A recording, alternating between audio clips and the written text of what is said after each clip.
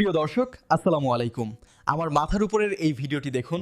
ভিডিওটি ভালো লাগলে শেয়ার করুন, লাইক দিন এবং কমেন্ট করে আপনার মতামত জানান।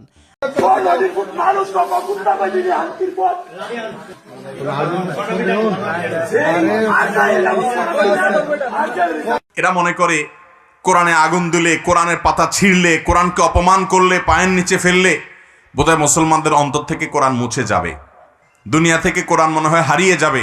এরা জানে না কোরআনের প্রতি তাদের এই অবমাননা, এই অসম্মান মুসলমানদেরকে কোরআনের আরো কাছাকাছি নিয়ে যায়। এরা জানে না এগুলো মুসলমানদের অন্তরে আরো দ্রোহের সৃষ্টি করে, কোরআনের প্রতি ভালোবাসা আরো বৃদ্ধি করে। এরা জানে না এটা হলো আগুনের মতো, যত বেশি ফুৎকার দেওয়া হবে এটি তত ছড়িয়ে পড়বে, এটি তত বিস্তৃত হয়ে পড়বে।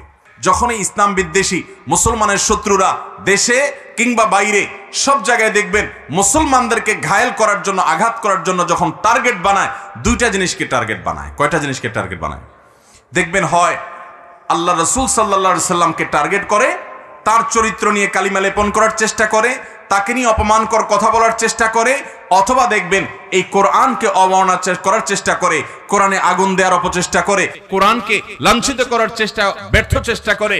তাদের এই চেষ্টার অন্যতম কারণ হলো তারা জানে এই মুহাম্মদ সাল্লাল্লাহু আলাইহি সাল্লামের ব্যক্তিত্ব, তার জীবন ইতিহাস আর এই কোরআন, এই দুইটা জিনিস গোটা পৃথিবীর মানুষকে কোরআনের পথে, ইসলামের পথে, আল্লাহর আনুগত্যের পথে এবং সঠিক দিনের পথে আসতে বাধ্য করে। অতএব এই দুইটার প্রতি তাদের আক্রোশ এবং বিদ্বেষ দেখবেন সবচাইতে বেশি।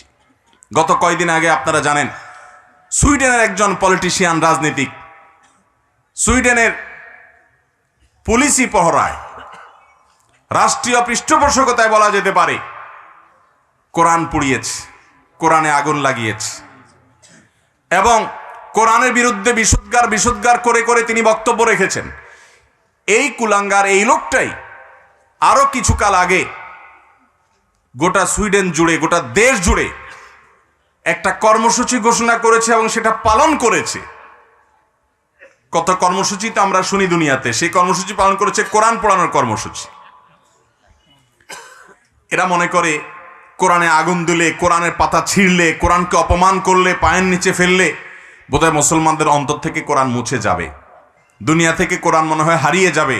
এরা জানে না কোরআনের প্রতি তাদের এই অবমাননা, এই অসম্মান মুসলমানদেরকে কোরআনের আরো কাছাকাছি নিয়ে যায়।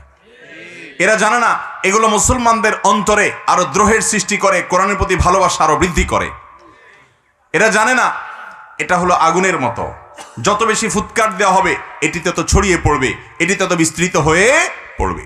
এই সমস্ত কুলাঙ্গারদের এ ধরনের কর্মকাণ্ড যারা করে, সবচেয়ে অবাক করা বিষয় কি জানেন?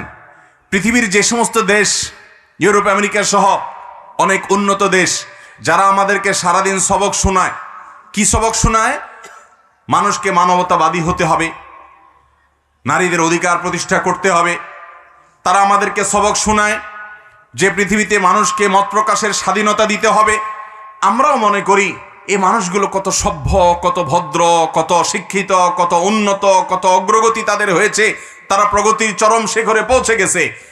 এদের ভেতরকার কদাকার যে অবস্থা আছে সেটা বেশিরভাগ মুসলমান আমরা দেখি না, যার কারণে আমরা বিভ্রান্তিতে পড়ে যাই। কিয়ামতের আগে অনেক বিভ্রান্তির ভিতরে এটাও একটা বিভ্রান্তি যে মুসলমান অমুসলমানের অনেক চাকচিক্য, বাহ্যিক চাকচিক্য দেখে সে দিশেহারা হবে, ফিতনার মধ্যে পতিত হয়ে, ধোঁয়াশা এবং বিভ্রান্তের মধ্যে পতিত হয়ে সে নিজের মধ্যে নিজের সন্দেহের মধ্যে পড়বে যে এই যুগে মুসলমানদের চাইতে অমুসলমানরা ভালো।